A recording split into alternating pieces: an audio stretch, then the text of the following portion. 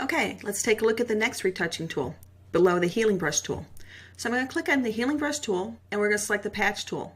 Now we used this earlier in another exercise, and let's see if we can use this one to correct that area on the shirt that we weren't able to use the healing brush tools with.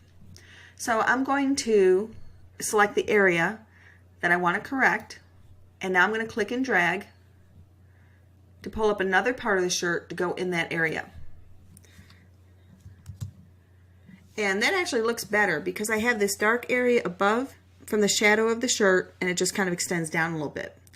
Okay, let's go ahead and maybe go up to my dad's cheek. Let's try the patch tool on the area of his cheek. I'm going to make a selection, and then I'm going to click and drag from the selection out to the other part of his face where we don't see any damage. And you can see I'm checking different parts of the face to see which ones may work better in that area. And unfortunately, the other side of his face that would be symmetrical or similar to it automatically isn't really visible, and the shading's different on that side. So let's see what happens when I select his cheek to replace the area below. And let me do Command D to remove it, and we can see that's actually a pretty good job. We do see maybe a little bit of the area that I selected in creating that selection and creating that patch. So let's go ahead and maybe grab another tool to kind of blend that area that we patched.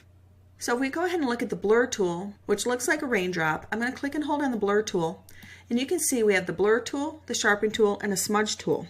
The blur tool will soften any hard edges in an image. The sharpen tool will sharpen any edge in an image that's soft, and the smudge tool will smudge the area that we select. So let's go ahead and start with the blur tool, and let's go along that edge that we created with the selection with the patch tool and see if we can't smudge out the edges of that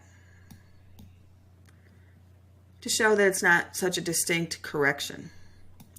And we can even come in here where we see maybe the image is a little pixelated or there might be dust on the image. And let's go ahead and I'm going to compare this to the image behind to see if I like the correction. And let's go to 100%. And I actually don't like that because it looks like he's swollen in his face and it looks like a bruise to me.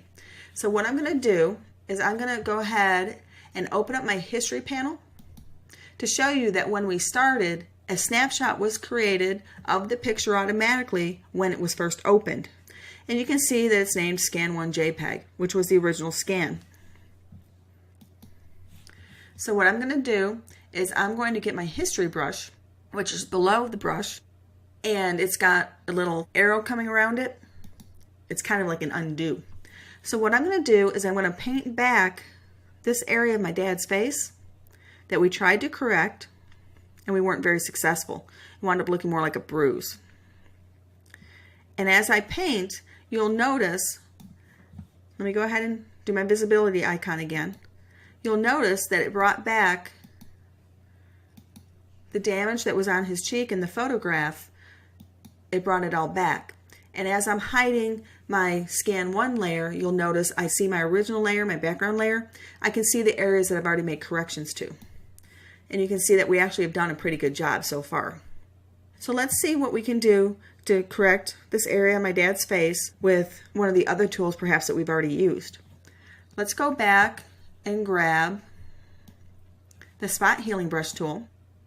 And let's try Content Aware to start with. And I'm going to make it a little bit bigger to cover the area. And I'm going to click that brush. And again, we can obviously see our corrections that we're making, and it's not looking very good. So I'm going to grab my History Brush tool again. I'm going to undo what I've just done. And as you can see, this is all trial and error as you're trying to fix these things and trying to find the correct tool that will do the best job. And you've noticed that we've used different settings on each of these different tools, and we've seen the same tool doesn't work on every instance, and the settings may have to change. So let's try Proximity Match on this one. And now as I'm clicking, it seems the proximity match with the spot healing brush tool, it's actually doing the best job. Oops, went a little too far there.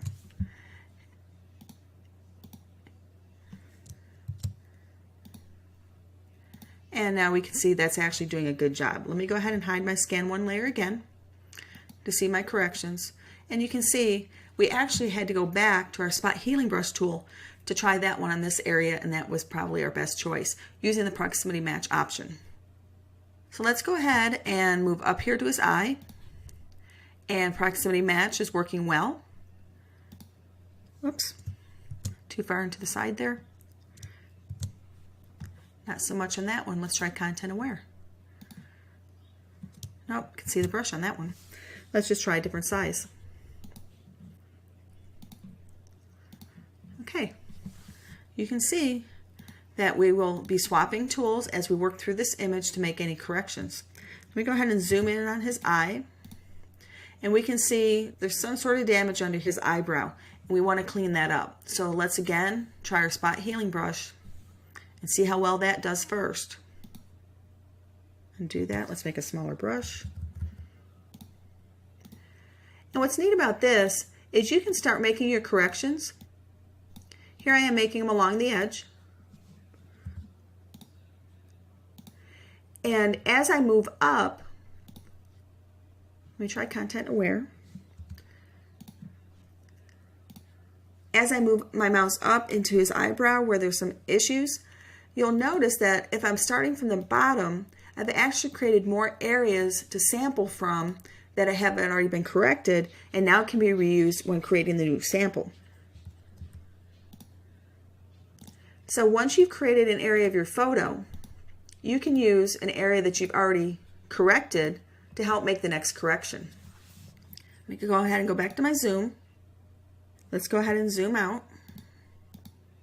And we can see that's looking a little better, but I could probably still clean up some of that eyebrow. Now let's take a look at the bottom part of the photo where we have this issue with the t-shirt. Let's go ahead and check out the clone stamp tool. The clone stamp tool is similar to the healing brush tool in the fact that we have to create a sample. And again, we can choose all layers or we can choose just the current layer. Since we're working on the same layer with our corrections, I'm going to choose current layer. And I'm going to make a larger brush, perhaps. And you can see it's already kind of calling up a sample of some sort. And I'm going to create a sample in this area, and I'm going to see if I can correct the damage on his shirt down here. Now, what's happening with this tool is it's essentially creating a clone of another area. So it's going to duplicate a pre-selected sample of an image. So we hold on our Alt key or Option key. Again, our mouse changes to the crosshairs, and then we would click and create our sample, just like we did with the healing brush tool. And then it's going to take that sample and put it in the new area. So let's go ahead, and in this case, we're going to actually have to consider these lines and the folds in the t-shirt. So maybe starting up here, we can come down and follow the fold and replace what's inside the brush area again with that plus sign that we created. So you'll notice that the sample of the image, let me try that again, the sample of the image is at the plus sign, and as I'm moving it down, you can see how the plus sign is following the brush, which is the area that's going to be corrected. So as I'm working down, it's taking areas that I've already corrected and now using that to make the next correction. Let me make a smaller brush. Again, I'm going to create a sample. Alt click or Option click, and then I'm going to move down. And we can see a preview inside the circle, which is our brush. And we can see the plus sign. Whoops, that one actually was sampling inside itself.